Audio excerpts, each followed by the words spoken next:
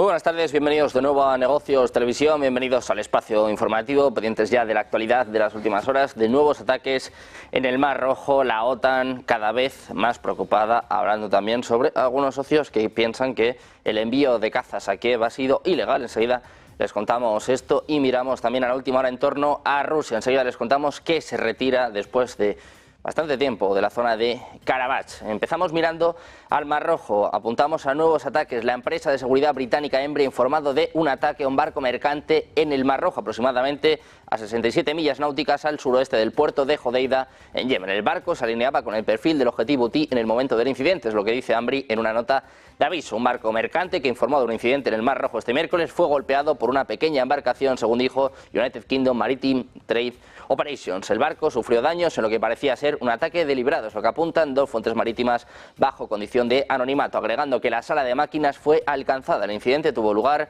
aproximadamente a 67 millas náuticas al suroeste del puerto de Hodeida, en Yemen, según afirma la firma de seguridad británica Embry.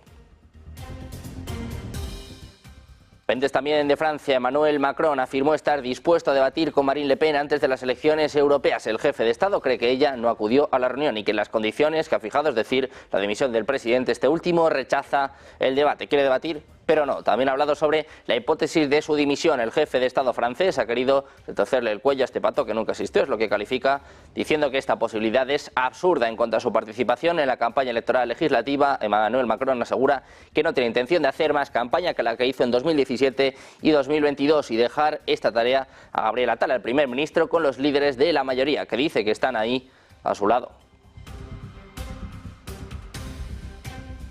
Miramos también a la OTAN. Los países miembros de la OTAN deben prepararse para un escenario de guerra prolongada con Rusia, aumentando su gasto en defensa y reforzando sus capacidades industriales, es lo que sugiere un nuevo informe publicado por el Centro de Estudios Estratégicos e Internacionales con sede en Washington. El informe, titulado ¿Está la OTAN preparada para la guerra?, fue publicado este martes por el think tank y evalúa los esfuerzos que ha tomado la alianza para reforzar la defensa y la disuasión desde la Cumbre de Madrid 2022. Las conclusiones se presentan un mes antes de la Cumbre de 75 aniversario del bloque militar en Washington. En el documento, los analistas señalaron que en los últimos 2 años los países de la OTAN han hecho progresos significativos en la preparación para un posible conflicto con Moscú. Esto se debe, en gran parte, al consenso adoptado en la Cumbre de Madrid, donde Rusia fue calificada como la principal amenaza para la seguridad.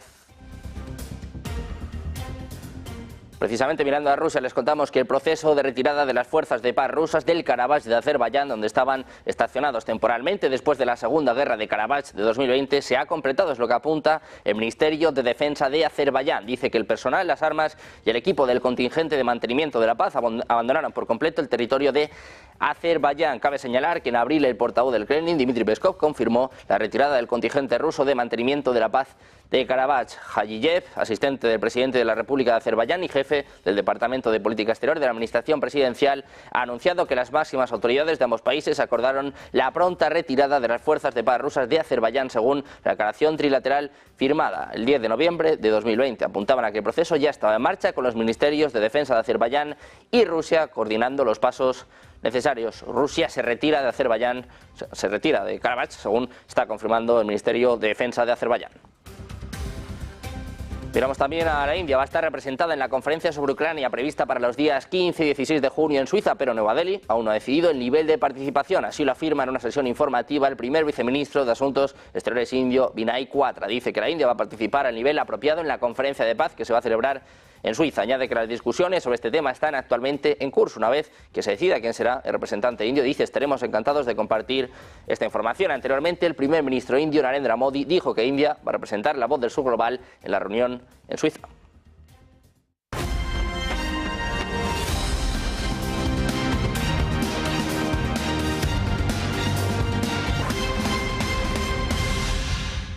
Bienvenidos de nuevo a Negocios Televisión, bienvenidos al espacio informativo mirando la actualidad las últimas horas pendientes de Oriente Medio. Las FD informaron este miércoles que aproximadamente 90 cohetes fueron disparados desde el Líbano hacia el norte de Israel, lo que constituye uno de los mayores bombardeos llevados a cabo por Hezbollah. Se cree que el extenso ataque con cohetes es una represalia del grupo por el asesinato de un alto comandante en un ataque en la noche anterior. Durante el bombardeo, la ciudad de Tiberíades fue atacada por primera vez desde el inicio de la guerra. Las FDI señalaron que sus sistemas de defensa aérea interceptaron varios de los cohetes, mientras que otros cayeron en varios lugares. Informes anteriores sugirieron que el ataque se llevó a cabo con más de 100 cohetes.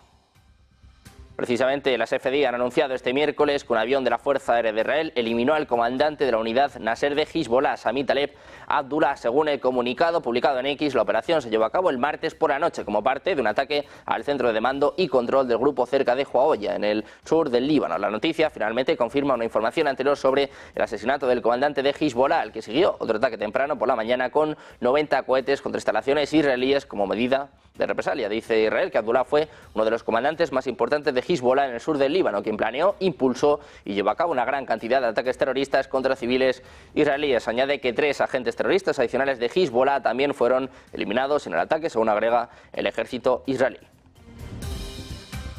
Ni Hamás ni Israel se han comprometido públicamente hasta la fecha sobre el alto el fuego. Hamás ha dicho este miércoles que su respuesta fue positiva al plan de alto el fuego de Estados Unidos para la guerra de 8 meses en la Franja de Gaza y que abrió un amplio camino para alcanzar un acuerdo, pero las perspectivas eran inciertas, ya que en el grupo palestino ni Israel se han comprometido públicamente a llegar a un acuerdo. Hamás presentó su respuesta formal el martes a una propuesta esbozada por Joe Biden el 31 de mayo. Israel, por su parte, ha dicho que la respuesta equivalía a un rechazo, mientras que un funcionario de Hamás dijo que el grupo palestino simplemente reiteró demandas de larga data que el plan actual no cumple. Egipto y Qatar dijeron que habían recibido la respuesta de Hamás, pero no revelaron el contenido. A primera hora del miércoles, un miembro del buró político de Hamás ha dicho en un comunicado que la respuesta del grupo era responsable, seria y positiva y que abre un amplio camino para un acuerdo.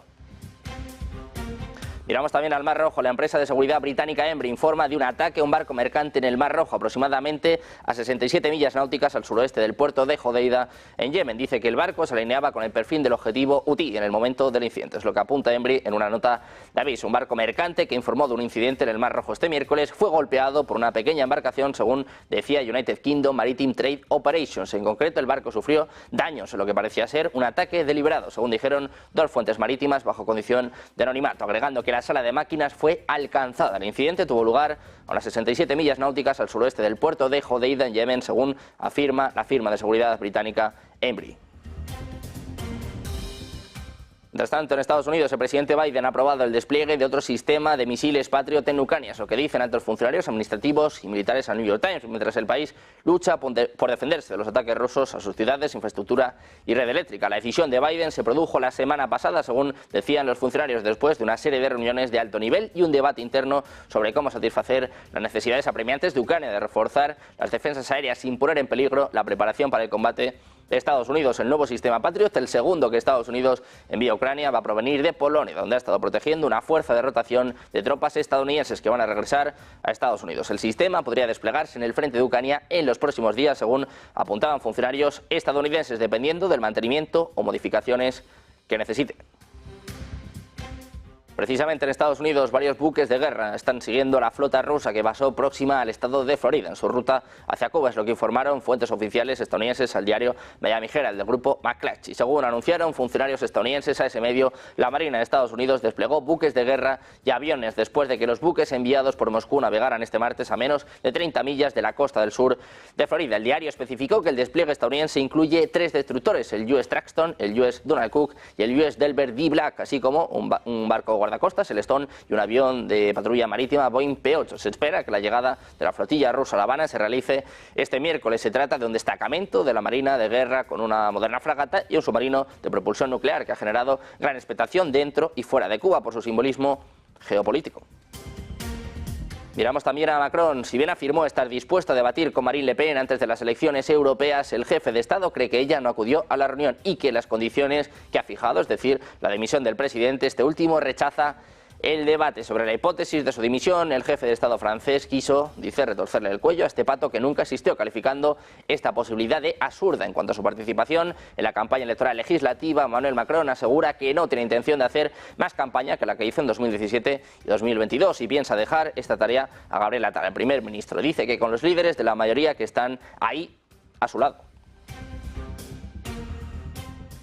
Miramos a la OTAN. Los países miembros de la OTAN deben prepararse para un escenario de guerra prolongada con Rusia, aumentando su gasto en defensa y reforzando sus capacidades industriales, es lo que sugiere un nuevo informe publicado por el Centro de Estudios Estratégicos Internacionales con sede en Washington. El informe, titulado ¿Está la OTAN preparada para la guerra?, fue publicado este martes por el think tank y evalúa los esfuerzos que ha tomado la alianza para reforzar la defensa y la disuasión desde la Cumbre de Madrid del 2022. Las conclusiones se presentan un mes antes de la Cumbre del 75 aniversario del bloque militar en Washington. Washington. En el documento, los analistas señalaron que en los últimos 2 años los países de la OTAN han hecho progresos significativos en la preparación para un posible conflicto con Moscú. Esto se debe, en gran parte, al consenso adoptado en la Cumbre de Madrid, donde Rusia fue calificada como la principal amenaza para la seguridad.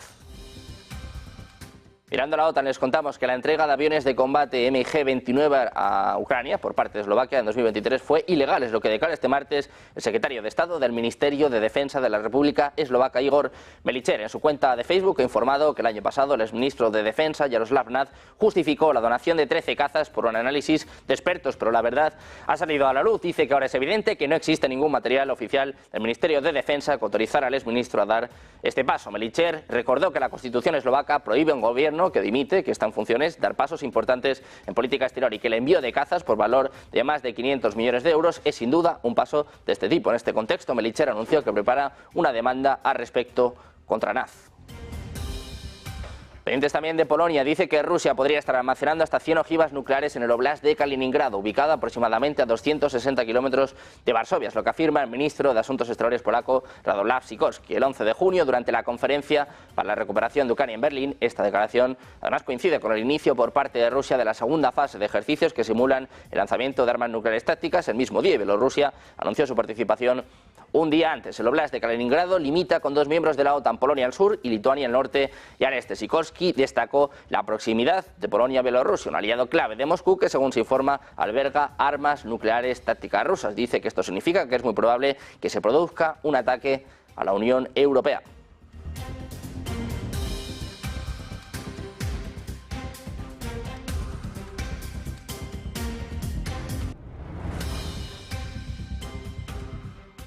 Miramos también a Hungría. No va a participar en los próximos esfuerzos de la OTAN por apoyar a Ucrania a defenderse de la agresión rusa, pero tampoco se va a oponer a que lo hagan los demás socios de la Alianza Atlántica. Es lo que anuncia este miércoles en Budapest el secretario general de la OTAN, Jens Stoltenberg. Dice que ningún personal húngaro va a participar en las actividades que se van a acordar en la próxima cumbre en Washington. Es lo que apuntaba Stoltenberg en rueda de prensa junto a Víctor Orbán. Hay respuesta por parte de Orbán. Dice que no somos niños. Lo escuchamos. There are 2 guarantees we have. One is the Hungarian government, and the other is, of course, the Secretary General of NATO, who quite clearly elaborated that he does not have any intent to this end, and the Hungarian government has a very clear stance on the Ukrainian-Russian war. We are not children. It is not worth chasing illusions. This is a very, very difficult political issue. The whole invasion of Russia raises a lot of issues in the global politics as well. It is not easy in this situation to find the appropriate. Pendientes de la OTAN, miramos también a Estados Unidos. Estamos a nada, poco más de 15 minutos para conocer el dato de IPC. Pendientes también el día de hoy de recorte de tipos por parte de la Reserva Federal. Allí tenemos desplazado precisamente a nuestro compañero José Antonio Bizner, que nos va a hacer una previa a las claves que se esperan de un día importante hoy para la economía de Estados Unidos. ¿Qué tal? José Antonio, muy buenas. Buenas tardes. Muy buenos días desde aquí, desde Nueva York, donde en apenas media hora, 32 minutos, se conocerá el dato de inflación en Estados Unidos. Se espera que se reduzca del crecimiento del 0,3% mensual a un crecimiento del 0,1%. Se espera también que ese dato de inflación se quede en el 3,4%. Es decir, el mismo dato que teníamos en el mes anterior. Se espera que la subyacente caiga en términos interanuales 0,1, pero que se mantenga, sin embargo, en términos mensuales 0,3, con el 0,3 que también tuvimos en el anterior dato que conocimos. En el dato intermensual de la inflación normal se espera una caída del 0,3 al 0,1. Ojo, porque el 3,4 de la inflación normal que se espera y el 3,5 de la inflación subyacente son demasiada inflación para una FED que ya está reunida desde ayer. Los miembros del FONC tienen que decidir hoy no solo qué hacer con la política monetaria, que todo indica a que se mantendrá en el mismo punto en el que está ahora mismo, no habrá bajadas, no habrá movimientos, pero vamos a conocer la previsión de inflación, la previsión de crecimiento y cuáles son esas previsiones que a la FED le hace pensar que todavía podría haber un movimiento de bajada de tipo de interés este año. El mercado aquí en Wall Street espera no 1, sino incluso 2 o 3. Si el movimiento inflacionario sea de una reducción importante a partir de las 8:30 aquí, costa este de Nueva York, Estados Unidos, alrededor de las 2:30 allí en horario central europeo, por lo que todo está listo para que la FED tome decisión, para que la FED explique las previsiones económicas y antes veremos enseguida en media hora aquí en Negocios Televisión cuál es el dato definitivo, 3,4, 3,5, ahí el mercado se iba a tener una reacción importante. Enseguida lo vemos, Sergio. Gracias, José Antonio. Pues pendientes de los mercados, de si hay o no sorpresas con el dato de IPC también de esta reunión clave, como saben, son de las 7:30. Vamos a estar muy pendientes de la decisión de la Reserva Federal. Miramos ahora a las Fuerzas Armadas de Rusia. Han destruido este miércoles una base aérea de las tropas de Ucrania y un punto de despliegue temporal de mercenarios extranjeros, es lo que informa el Ministerio de Defensa ruso. De acuerdo con Defensa, como resultado del ataque con armas de precisión de largo alcance desde el aire y tierra y drones, también fueron alcanzadas zonas de estacionamiento de aeronaves y la infraestructura de la base, así como puntos de preparación de embarcaciones sin tripulación para su uso y depósitos de municiones y explosivos. Además, durante esta jornada, los medios de defensa antiaérea derribaron 9 misiles táctico-operativos ATAMS de fabricación estadounidense, 2 bombas aéreas guiadas Hammer de producción francesa, 3 proyectiles de lanzacohetes múltiples Olilla, así como 61 drones. El gobierno de Rusia ha reclamado hoy a Dinamarca que libere inmediatamente a una mujer rusa detenida ayer por supuestamente espiar a favor de Moscú y ha recalcado que Copenhague no ha presentado prueba alguna sobre sus supuestas actividades ilegales. La portavoz del Ministerio de Exteriores ruso, María Zaharova, ha afirmado que Moscú supervisa la situación de la detenida y ha afirmado que la Embajada de Rusia en Dinamarca está preparada para darle toda la asistencia consular necesaria. Dice que parece que Dinamarca, que dice respetar el Estado de Derecho, ha empezado a limpiar a su propia población bajo el pretexto de supuestas actividades de espionaje en un intento de desacreditar organizaciones de compatriotas y forzar a líderes y participantes a que abandonen su apoyo a Rusia. Es lo que argumenta Exteriores a través de un comunicado. Ha manifestado que todo ciudadano ruso que viva o lleve a cabo actividades legalmente en Dinamarca podría ser atacado por los servicios especiales daneses, antes de especificar que no solo los ciudadanos rusos de a pie son perseguidos en el país, sino también representantes de empresas honestas y personas que hablan en favor de un diálogo para normalizar las relaciones con Rusia. Miramos de nuevo al Ministerio de Defensa ruso. Dice que el distrito militar de Leningrado está usando misiles Iskander equipados con munición de entrenamiento especial junto con las tropas bielorrusas en sus ejercicios militares. Bielorrusia comparte frontera con Polonia y la semana pasada un analista militar ruso dijo que sería el país ideal para atacar con misiles nucleares tácticos en caso de que estallara una guerra con la OTAN. Decía literalmente que se asignan 2 misiles nucleares a cada ciudad, solo harán falta unos 30 o 40. Dice que esto es solo una salva de una división de Iskander. En 10 o 15 minutos, dice, tanto el Estado de Polonia como el pueblo polaco podrían desaparecer. Pendientes también de Ucrania, les contamos nuevos ataques. Las fuerzas de defensa de Ucrania atacaron una vez más los sistemas de misiles antiaéreos desplegados por los rusos en Crimea en la noche del 11 al 12 de junio. Esta vez los informes indican que una salva de misiles tuvo como objetivo un batallón ruso de misiles antiaéreos S-300 cerca de Belbek y 2 batallones de misiles antiaéreos S-400 cerca de Belbek y Sebastopol. El Estado Mayor confirmó los impactos en las áreas objetivo designadas. En particular, fueron destruidos 2 radares de los sistemas S-300 y S-400. Se está recopilando información sobre el tercer radar. Además, se registraron detonaciones de municiones en las 3 zonas donde están estacionados los batallones de misiles antiaéreos rusos. Según se informa, el ejército ucraniano atacó el cruce de transbordadores en la ocupada Kerch con misiles ATAMS de largo alcance proporcionados por Estados Unidos durante la noche del 30 de mayo. 2 transbordadores rusos sufrieron daños significativos según el Estado Mayor de Ucrania. Miramos también a los Países Bajos. Van a entregar sus primeros aviones de combate F-16 a Ucrania este verano, poco después de Dinamarca. Es lo que apunta la ministra de Defensa holandesa Kajsa Ollongren en una entrevista con la revista Pravda Europea publicada este 12 de junio. La ministra presentó un calendario más pesimista en mayo, cuando dijo que los primeros F-16 holandeses comenzarían a llegar a Ucrania recién en otoño. Los Países Bajos se han comprometido a entregar 24 de sus aviones de 4ª generación fabricados en Estados Unidos a Ucrania, mientras Kiev busca reforzar su fuerza aérea, además de los F-16 prometidos por Dinamarca, Bélgica y Noruega. Miramos de nuevo a Rusia. Les contamos que el proceso de retirada de las fuerzas de paz rusas del Karabaj de Azerbaiyán, donde estaban estacionados temporalmente después de la Segunda Guerra de Karabaj de 2020, se ha completado. Es lo que apunta el Ministerio de Defensa de Azerbaiyán. El personal, las armas y el equipo del contingente de mantenimiento de la paz abandonaron por completo el territorio de Azerbaiyán. Cabe señalar que en abril el portavoz del Kremlin, Dmitry Peskov, confirmó la retirada del contingente ruso de mantenimiento de la paz de Karabaj. Hajiyev, asistente del presidente de la República de Azerbaiyán y jefe del Departamento de Política Exterior de la Administración Presidencial, anunció que las máximas autoridades de ambos países acordaron la pronta retirada de las fuerzas de paz rusas de Azerbaiyán, según la declaración trilateral firmada el 10 de noviembre de 2020. Dijo además que el proceso ya estaba en marcha con los ministerios de defensa de Azerbaiyán y Rusia coordinando los pasos necesarios.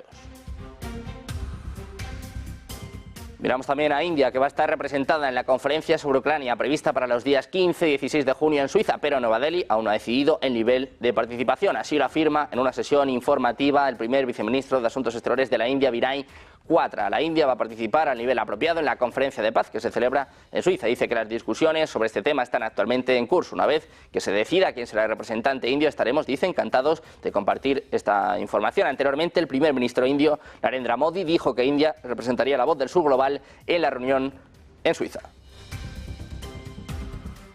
Pendientes también de los BRICS, les contamos que Cuba enfatiza la contribución de los países BRICS al equilibrio internacional y que está interesada en sumarse a grupos, lo que declara hoy en Moscú el ministro de Exteriores cubano Bruno Rodríguez Parrilla, al comentar su participación en la reunión ministerial del grupo celebrada en Nizhny Novgorod. Dice literalmente que permitió también enfatizar el interés de Cuba de formar parte del grupo BRICS, lo que aseveraba el jefe de la diplomacia cubana durante una reunión con su homólogo ruso Sergei Lavrov. El canciller cubano agradeció la hospitalidad de Rusia y de Nizhny Novgorod durante la muy exitosa celebración de la reunión ministerial de los BRICS.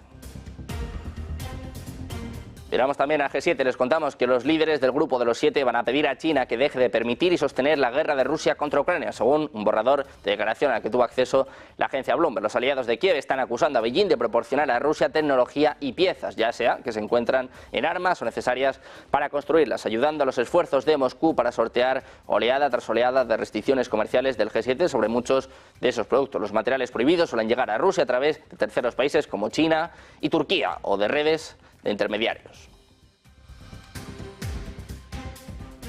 Los líderes del G7 que expresan su preocupación por el exceso de capacidad china. Según publica el diario Nikkei Asia, se espera que los países del G7 muestren su preocupación por la sobreproducción en China respaldada por un exceso apoyo gubernamental en una cumbre que va a arrancar este jueves en Italia. Estados Unidos, Alemania, Japón, Francia, Reino Unido, Canadá e Italia también van a discutir cómo contrarrestar los controles chinos a las exportaciones de minerales clave, incluidos el germanio y el grafito, y el fortalecimiento de las cadenas de suministro. Por cierto, el presidente de Estados Unidos, Joe Biden, se va a reunir con la anfitriona, la primera ministra italiana, Giorgia Meloni. Miramos también a la economía de Reino Unido. Se estancó en abril después de un fuerte repunte en el primer trimestre del año, cuando el abril más lluvioso en más de una década afectó al sector de servicios y a la construcción. El Producto Interno Bruto se mantuvo sin cambios entre marzo y abril, coincidiendo con las expectativas de los analistas, y fue un 0,7% más alto en los 3 meses hasta abril, en comparación con el periodo de 3 meses anteriores, lo que dice este miércoles la Oficina de Estadísticas Nacionales. El mes de estancamiento de la actividad sigue a un repunte del 0,6% en el primer trimestre, que puso fin a la recesión técnica del año pasado.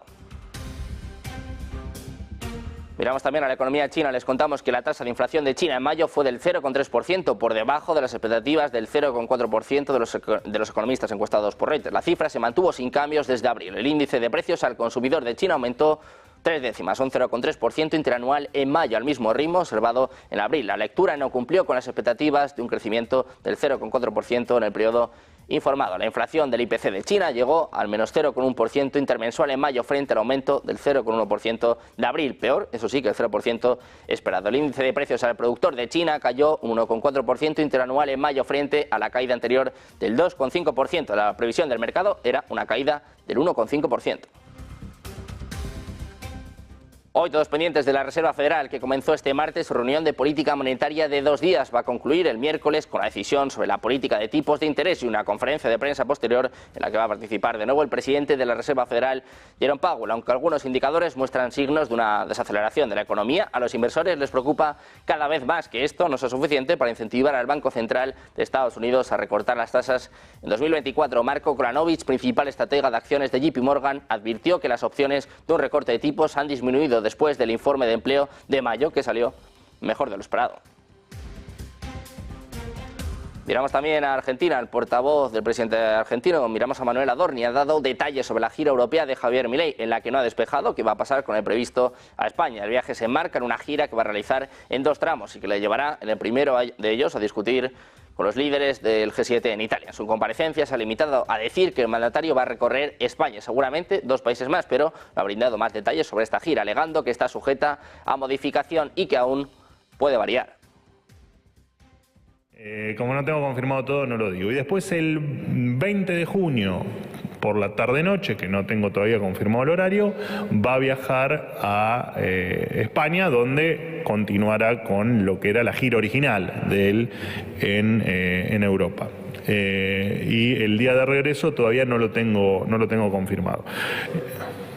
¿Cómo? ¿El segundo viaje solo España? No, el segundo viaje va a España. Bueno, me obligás a dar más información que no está confirmada, pero no, va a recorrer seguramente 2 países más, pero ya te digo, no tiene ninguna validez que te lo diga porque te voy a decir algo que está sujeto a modificación y no sé.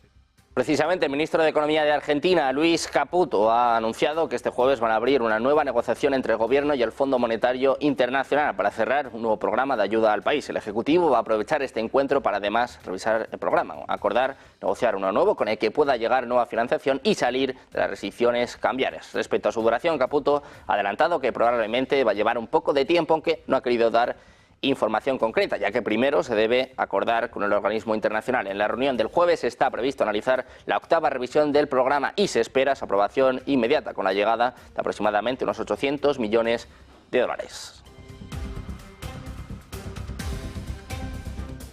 Miramos también a la eurozona. La Unión Europea acaba de emitir 6.000 millones de euros a través de una transacción sindicada de bonos con vencimiento a 2039 con éxito. La demanda se ha duplicado a la oferta de papel y sus ingresos se utilizarán para financiar programas políticos de la Unión Europea. La operación, la 6ª transacción sindicada para 2024, se refería a un nuevo bono de 6.000 millones de euros con vencimiento el 4 de octubre de 2039. El nuevo bono a 15 años tenía un rendimiento de reoferta del 3,47%, equivalente a un precio del 98,81%. Las ofertas recibidas superaron los 37.000 millones de euros, lo que equivale a una tasa de sobresuscripción de más de 6 veces. La Comisión ha emitido aproximadamente 69.000 millones de euros de su objetivo de financiación de hasta 75.000 millones para el primer semestre de 2024, el 92%, y además hay prevista una subasta de bonos de la Unión Europea el próximo 24 de junio.